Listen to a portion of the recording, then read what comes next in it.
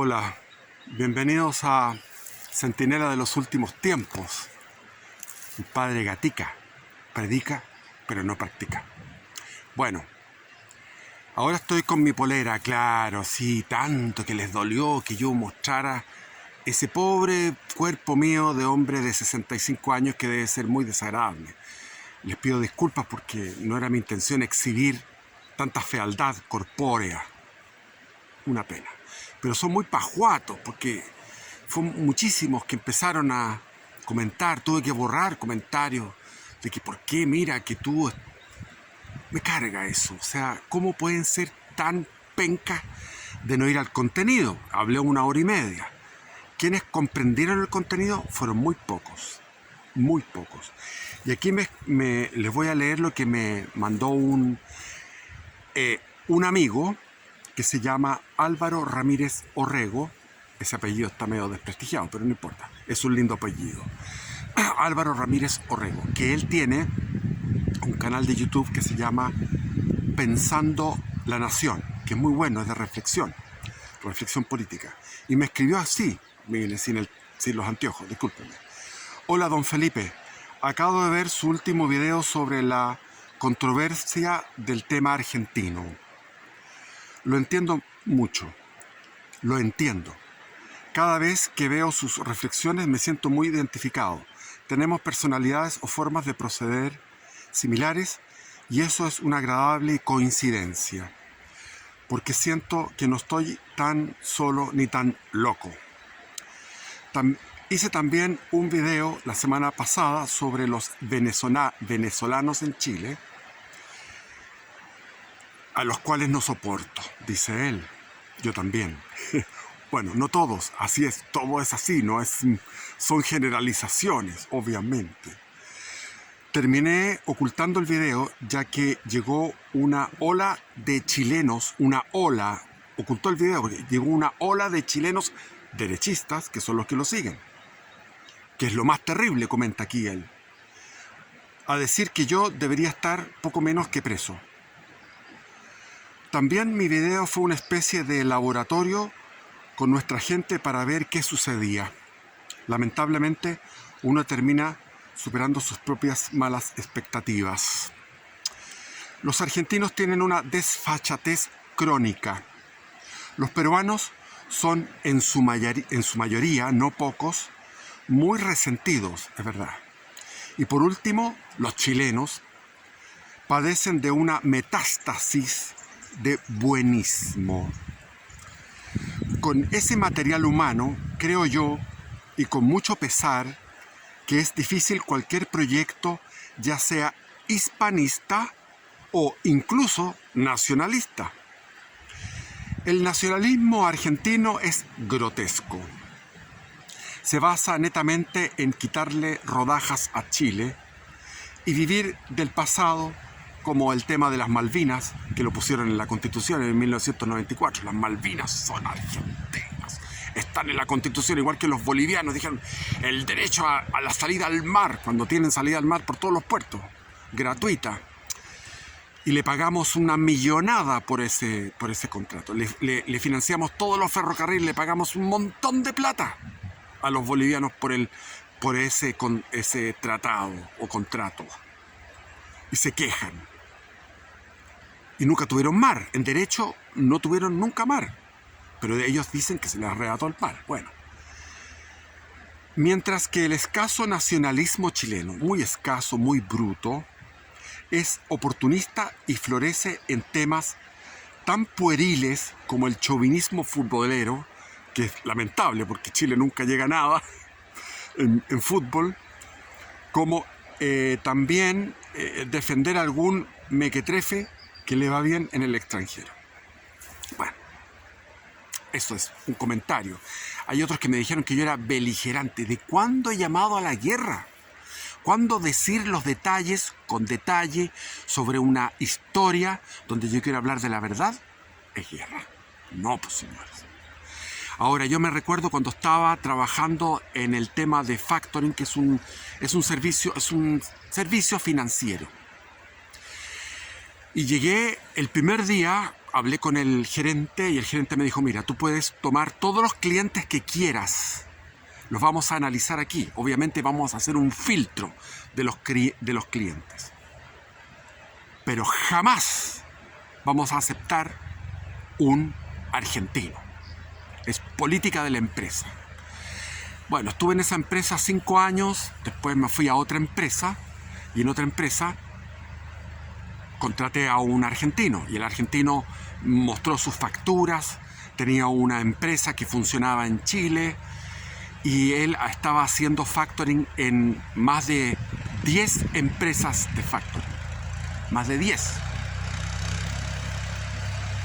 Llegó el momento en que se fue de Chile y se llevó en aquella estafa tremenda al precio de hoy unos 5 millones de dólares. Se llevó 5 millones de dólares estafando a múltiples empresas de factoring chilenas, argentinas. Y ahí me acordé de mí. En ese momento llegó el gerente de la otra empresa que estaba trabajando, llegó y como a supervisar todo lo que yo estaba haciendo, a revisarme debajo de los testículos, poco menos, terrible. Y yo me acordé y dije, no le hice caso a mi gerente, el primer gerente, el que me inició en este negocio del factoring. Ahí estaba el problema. Y recuerdo que el primer argentino que conocí en mi vida era, lo conté en el otro video, era un periodista del Diario de la Nación. En aquellos tiempos se leía el Diario de la Nación de Buenos Aires. Y este periodista era tan íntimo amigo de mi padre que iba a mi casa, y alojaba ahí. O sea, alojar es ir al baño, tomar desayuno, todo esto. Y él tomaba desayuno conmigo, yo me quedaba con él, escuchándolo. Me acuerdo que yo pedía días libres, le decía a mi padre, por favor, fírmame aquí, porque quiero quedarme con el periodista en las mañanas. Y él se duchaba lentamente, desayunábamos tarde, tipo 10 de la mañana, y comenzaba la conversación con este hombre. Yo debo haber tenido, no tengo idea qué año fue, ni qué edad tenía, pero estaba entre los 10 y los 13 años. Menos de los 14. Los 14 no, fue 12, 13 años, por ahí. Y hablábamos de muchísimas cosas, él era muy culto. Y él, como yo era un niño, un joven, se explayaba y sacaba sus fantasías a relucir.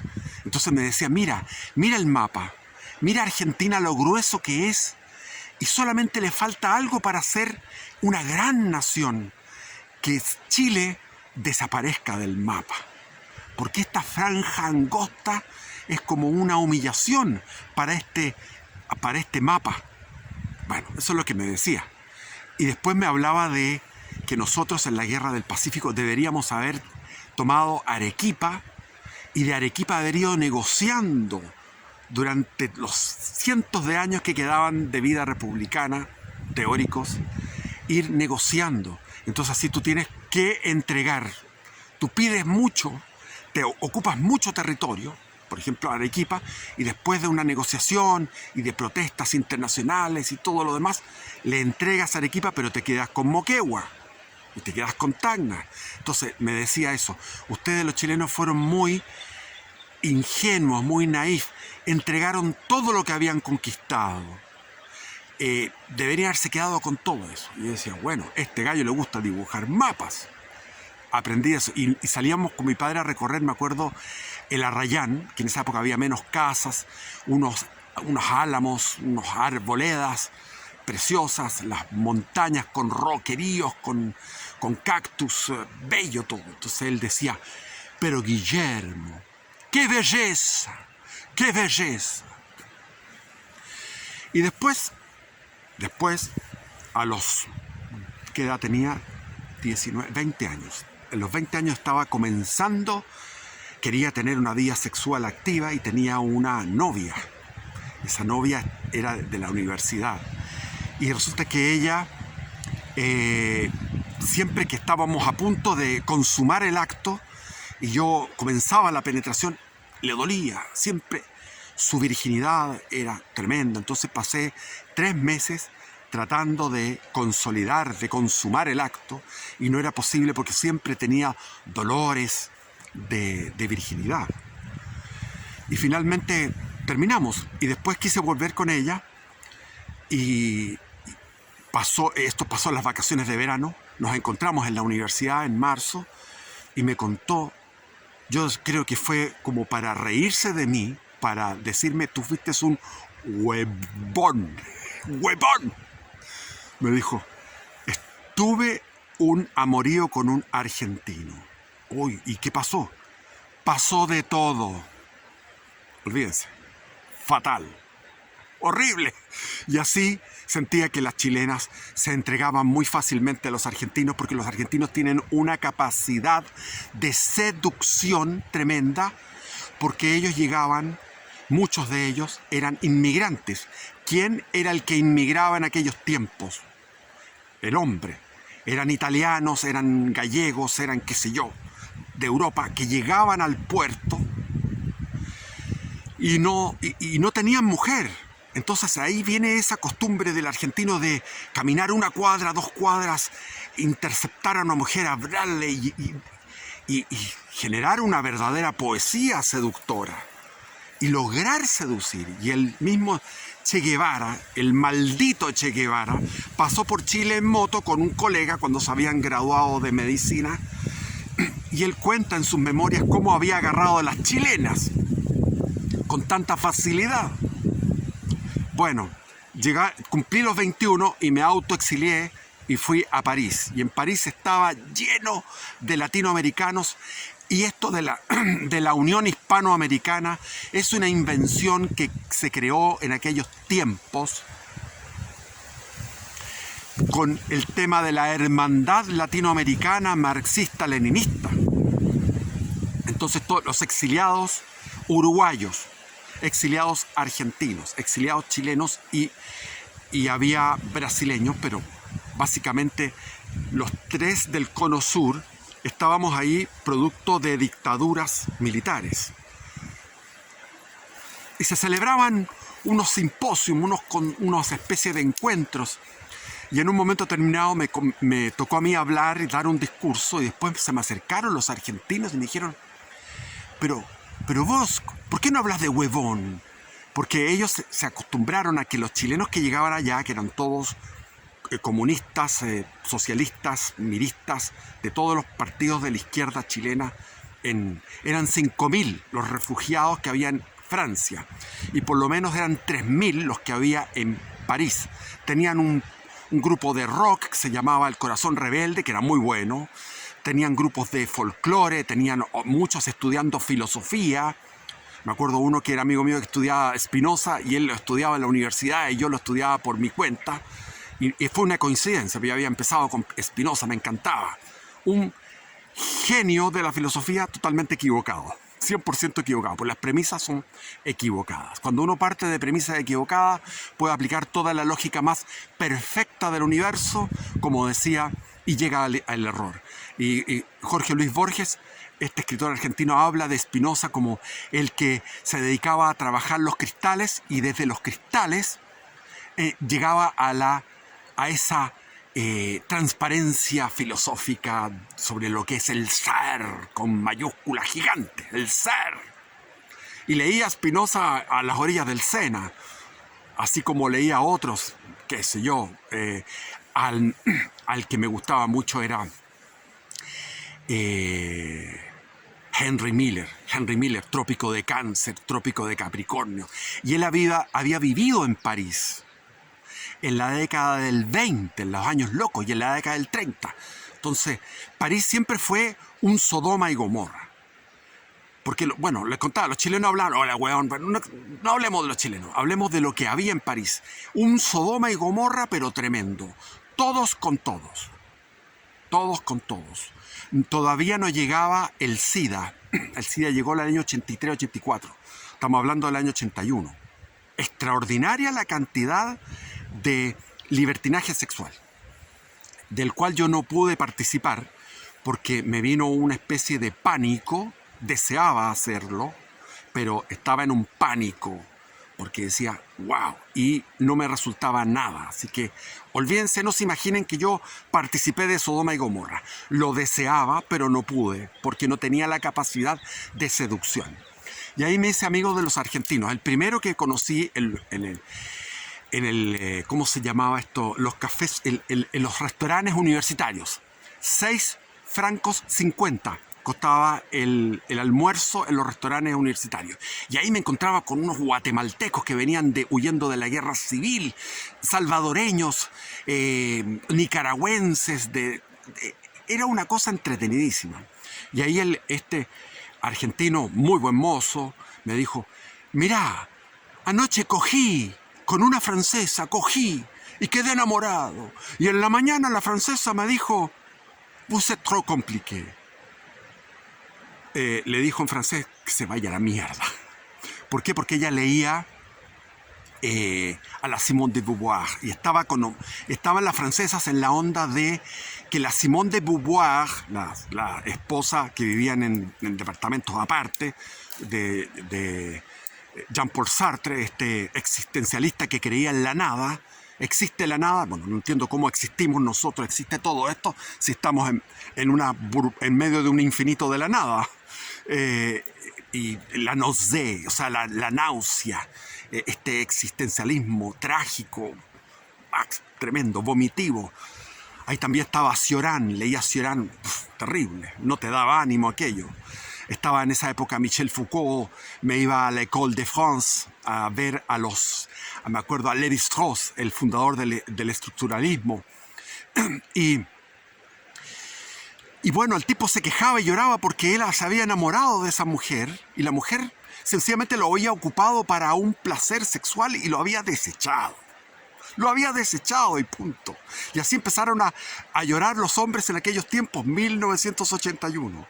Pero había uno que me hizo amigo, eran varios, pero el que me hizo amigo más, el tipo me dijo, yo estudio ciencias exactas. Y llegó una novia que había tenido en Chile, llegó a París siguiéndome y a mí no me gustaba ella, no me gustaba. Y estaba con este argentino y el argentino la agarró en primera. Y después me fui conversando por la orilla del Sena con mi ex novia, otra, diferente, y le dije, bueno, ¿qué pasó? Bueno, este tipo es maravilloso, me hizo sentir tan bien lo que tú no. Ah, bueno, sin duda. Pero sin embargo, yo estaba metido en un lugar que se llamaba, era la Rue d'Anton, en el Quartier Latin. Y ahí en la Rue d'Anton estaba en la casa de Carmen Castillo, que era hija de Fernando Castillo Velasco, y que era donde se juntaban todos los dirigentes del MIR a comprar armas. Llegaba Gabriel García Márquez y ella estaba pololeando con Regis Debray. Entonces era la élite. Estaba también Jacques Chonchol, que en ese año lo premió el Estado porque estaba gobernando Mitterrand. François Mitterrand gobernaba. Entonces, como estaba François Mitterrand, le dieron el premio al mejor intelectual de la France a Jacques Chonchol, que había sido el que había expropiado miles y miles de hectáreas, o millones de hectáreas casi, de territorios particulares para dárselos a los campesinos, que finalmente quedaron reducidos a unos minifundios que no sirven para la productividad, porque la productividad, la tecnología y la productividad apuntaban a grandes latifundios ya en la década del 70. Entonces, estaba en esa casa y me sentía incómodo porque no era mi casa, y me llegó la invitación de ir a ver a France. Se llamaba France, era una mujer que se llamaba Francia. Y había estado en Chile y había conocido a un filósofo que yo lo conocía desde los 14 años, porque su hija era compañera de curso de mi hermana, que era Gastón Sublet. Entonces fui a verla y ella, bueno, vimos un tarot, fuimos al Parc Monceau, en la 101 Rue de Dames, Metro Villiers, en el 17e arrondissement. Bueno, y ahí me dijo ella, aquí hay una pieza que está aquí y que está abandonada. Y entramos una pieza hedionda, porque había estado ahí un vietnamita, refugiado de derecha, de la guerra de Vietnam, y lo encontré espantoso. Dije, qué horror esta cuestión, pero me puse, le cambié la chapa, lo limpié y después encontré otra habitación y encontré un baño. Entonces tenía 2 habitaciones que eran 2 chambres de bonne, que son las habitaciones que dan arriba y que en especie como de mansarda, de azotea, y con esos vidrios tú puedes ver todo el cielo, o sea, el horizonte de París, de todos los techos del París antiguo, con millones de pequeñas, ¿cómo se llama esto? Chimeneitas de arcilla, de greda, millones de chimeneitas de arcilla, de greda, todo eso. Mirando el cielo, escuchando el murmullo de la ciudad de París. Tremendo, tremendo. Y en ese momento, todas las mañanas, me despertaban los orgasmos matinales en la noche porque ella estaba encima, había hecho su cama arriba donde yo estaba. Entonces tenía puros chilenos. Llegaba un chileno en la mañana, o sea, el lunes, llegaba otro el miércoles, otro el viernes, otro el sábado. Tenía como 4 o 5 amantes, todos chilenos, y parece que eran muy competentes los tipos porque la gritadera de los orgasmos era tremendo. Entonces me fui a la otra pieza y me sobró una pieza, y ahí, de buen samaritano, en los restaurantes universitarios conocí a una pareja de brasileños que no tenían dónde dormir. Les dije, vayan para allá, tengo una pieza. Y les di esa pieza. Ellos, no sé, ella era una pareja. Yo en la otra pieza no escuchaba los gritos de los orgasmos. Y compartíamos el baño. Y yo al final pasaron como 3 o 4 meses y me cansé de ellos y quería que se fueran. Y le mentí, me acuerdo, a Christian Barkin, que estaba allá también en París, el famoso Christian Barkin. Y le dije, era amigo mío, sí, todavía somos amigos. Y le dije, oye, por esos teléfonos con monedas, me metía el enfant, el teléfono, y le decía, oye, estos gallos están traficando droga, tenemos que hacer algo. Y entonces llamamos a mi amigo argentino, y este amigo argentino iba a hacer el papel de inspector municipal, hablaba francés perfecto. Entonces lo que hice yo, estaba esperando, llegó en la mañana, mi amigo argentino, hablando un francés perfecto y muy puesto en su papel, dijo, ustedes tienen que salir de aquí. ¿Quién les autorizó a estar aquí? Éramos unos ocupas de esas piezas, que eran de una enfermera que trabajaba en Suiza, en Ginebra trabajaba esta enfermera. Después la conocí con el tiempo. Y entonces, mientras este argentino con esa teatralidad hablaba eso, yo por mientras estaba ahí conteniendo la risa, porque me daba risa toda esta situación. Era una simulación. Y yo estaba conteniéndome la risa, entonces como que me dolía la guata, apretaba. Finalmente se fue y los brasileños me dijeron, tenemos que irnos. Sí, yo le dije, hagamos las maletas, vámonos, porque mañana vienen para acá y nos van a llevar detenidos. Estamos siendo unos ocupas ilegales, que era verdad. Hicimos la maleta, yo me di vuelta por el Cartier, me di una vuelta de unos 10 minutos con mi maleta, ellos se fueron, nos despedimos muy afectuosamente. Y con la maleta de cuero que tenía, una antigua que me había llevado de Chile, pongo las monedas y empiezo a llamar a los amigos chilenos. Vengan a hacer la fiesta porque se fueron los brasileños. Ahora estoy solo, traigan cerveza, vamos a hacer la fiesta. Y se armó la fiesta en las 2 habitaciones. Música, felices. Y en eso golpean la puerta. Yo abro la puerta pensando que son otros amigos que vienen a celebrar. Y son la parejita de brasileños, que se les había olvidado un alargador eléctrico. ¡Ay, la vergüenza grande! Y él miró hacia abajo, muy afectado, y ella se rió. Se rió. Bueno, y este tipo era un gran seductor. Pero para que vean cómo es la calidad de los tipos, porque estábamos en el departamento de una francesa que tenía unos anteojitos y parecía así como esa intelectual. Era muy intelectual ella, todo muy progre y qué sé yo.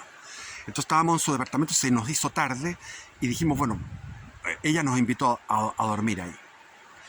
Y resulta que yo estaba, me tocó a mí dormir en la cama. Me dijo, duerme en mi cama. Y dije, no, o sea, que duerma él, o duerme tú. No, entonces, ¿qué pasó? Lo que pasó es que yo le cedí mi puesto a este hombre diciéndole, yo te cedo el puesto, pero que no hagas nada, porque yo estoy aquí. ¿Cómo se te ocurre que vas a hacer algo? Porque yo te tengo a ti, te tengo fichado, que eres un tipo que no pierde oportunidad, porque tenía 5 amantes este argentino. Seductor. Y con ella la venía conociendo. Resulta que yo estaba ahí y empiezo a escuchar que él se aproxima a ella y empieza la cuestión. Yo dije, no puede ser. Me había prometido que no. Yo le cedí el puesto al lado de ella. Él estaba al lado de ella, me lo había pedido a condición, hicimos un pacto. Ese pacto yo le dije, por favor, no hagas nada porque es horrible, ¿cómo vas a hacerlo? Si yo estoy aquí. Nada, el tipo se lanzó estando al lado y yo me quería morir de envidia, de rabia y de indignación. ¿Por qué? Porque se había roto el pacto. Él había roto el pacto. Total que, viendo que la cosa se ponía cada vez más muy de triple X, rojo oscuro, terrible, me vestí, abrí la puerta y me eché a caminar por el París como a las 3, 4 de la mañana, en ese París donde está todo apagado, no hay ninguna vida bohemia de nada. Y pasé por el Arco del Triunfo, que siempre pasaba por el Arco del Triunfo porque estaba dentro del camino hacia donde yo dormía, donde yo vivía. Y ahí sentí que pasaba por el Arco de la Derrota. Me sentía horrible. Horrible. La experiencia fue macabra. Macabra. Bueno, no quiero seguir hablando más de estas cosas. ¿Por qué? Porque son muy mundanas. Vamos a ponernos bien religiosos.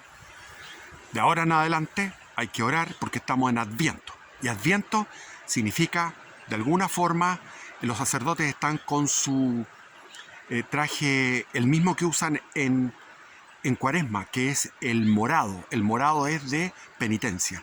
Hay 3 velas, en la corona de Adviento hay 3 velas moradas, que son 3 semanas de penitencia, y después hay una semana rosada, que es ya cuando estamos llegando a la Navidad. No hay que comprar nada en Navidad. No hay que ir a ningún comercio.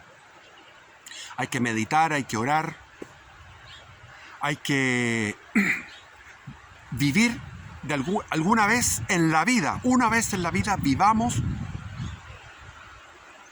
la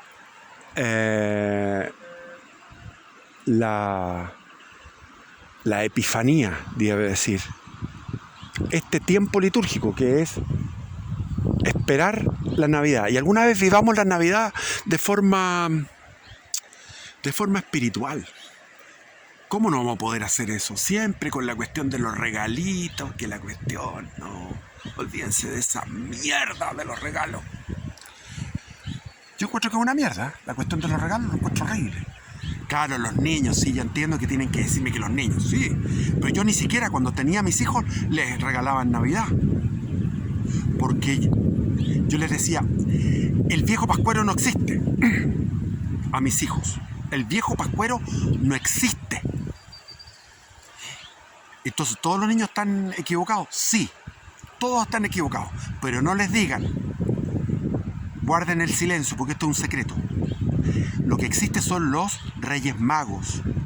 Y los Reyes Magos llegan volando en sus camellos. Los 3 Reyes Magos, Melchor, Gaspar y Baltasar, llegan el 6 de enero. Ahí vamos a celebrarlo. Entonces, ¿qué pasaba?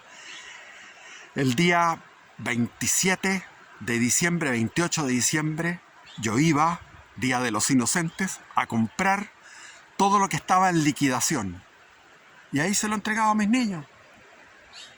El 6 de enero, Día de los Reyes. Y eso es lo que se celebra en España. Es lo que debe ser. Esa cosa gringa, norteamericana, pagana del Santa Claus, que tiene color rojo, porque el rojo es demoníaco. Por eso no me gusta el color rojo. Menos el rojo chino. El rojo chino, que es el rojo del Santa Claus. Ese rojo de la bandera china es el peor. El rojo de la bandera chilena por lo menos es elegante. Es un rojo, no sé, sangre. El otro rojo, que hay varios rojos, yo no sé de rojo, pero en todo caso eso. Ahí estamos. Se me olvidan anécdotas, porque no, este es un video que no lo he preparado, no he pensado. Se me olvidan anécdotas, pero se me olvidan anécdotas. Siempre hay anécdotas que contar.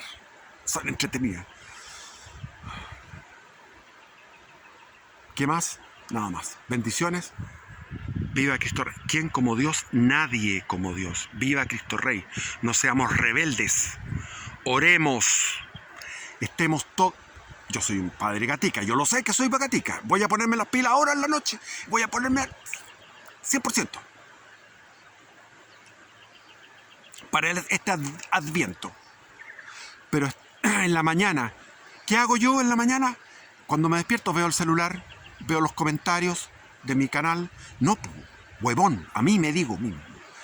En la mañana debo persignarme y debo por lo menos rezar un Padre Nuestro, por lo menos elevar mi mente a Dios en la mañana. Mínimo, elevar la mente a Dios en la mañana y así consagrar el día. Y cada vez que uno coma, aunque lo haga en silencio, bendecir el desayuno, bendecir el almuerzo, bendecir la cena.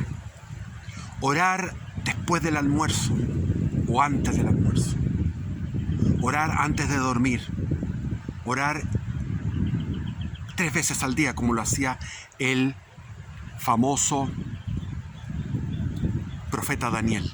Y con eso era capaz de hacer milagros el profeta Daniel. Ya está, eso es.